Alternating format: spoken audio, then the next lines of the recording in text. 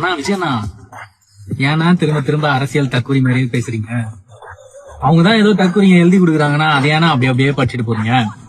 எப்படி இலவசம் தர மாட்டோம், இலவசம் கொடுத்து ஏமாத்தாதீங்க, இலவசத்தை வாங்காதீங்க அப்படி இப்படின்னு சொல்லிட்டு இப்ப இவரு ஆட்சி அமைச்சிட்டால் எல்லாருக்கும் நிரந்தர வீடு, தமிழ்நாட்டுல வாழ்ற எல்லாருக்குமே நிரந்தர வீடு, அப்புறம் தமிழ்நாட்டுல இருக்கிற எல்லாருக்குமே ஒரு வீட்டிற்கு ஒரு மோட்டார் சைக்கிள்.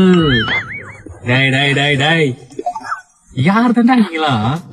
அதைத்தாண்ட நானும் உங்ககிட்ட கேக்குறேன், எங்க இருந்துடா வரீங்க நீங்கெல்லாம்? எங்க தலைவர் என்ன பேசிருக்காருன்னு முதல்ல நல்ல காது கொடுத்து கேளுங்க தம்பி. அப்படி உங்களுக்கு காது சரியா கேட்கலடா, ஹாஸ்பிட்டலுக்கு போய் நல்லா செக் பண்ணி பார்த்துட்டு எங்க தலைவர் பேசினதை ஒரு தடவைக்கு 10 தடவை அதை நல்லா கேட்டுட்டு பேசணும். எங்க தலைவர் என்ன சொல்ல வரான்னு கூட புரிஞ்சிருக்கிற தன்மை இல்லாத இந்த அரசியல் அறிவாளியான தம்பி, இந்த தம்பி என்ன சொல்றாருன்னா, இலவசமே வேணாம், இலவசத்தெல்லாம் எதிர்க்கணும்னு சொன்ன விஜயே தேர்தலில் ஜெயிச்சிட்டோம்னா இலவசமா வீடு, பைக்கு தரேன், காரு தரேன்னு சொல்லிட்டு விஜய் சொன்ன மாதிரி ரூமர் போட்டுட்டு இருக்காரு தம்பி.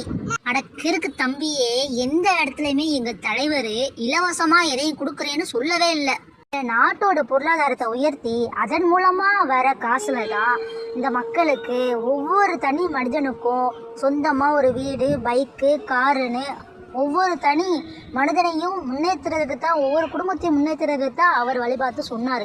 இந்த நாட்டினுடைய மக்களோட தரம் உயரணும்னு தான் அவர் சொன்னார். இலவசமா நான் தரேன்னு எங்கேயுமே அவர் சொல்லலை. இந்த திட்டங்களுக்காக ஒதுக்கப்படுகின்ற நிதியை முழுமையாக மக்களுக்கு கொண்டு போய் சேர்க்கணுன்ற நல்லெண்ணத்துல தான் அவர் சொன்னார்.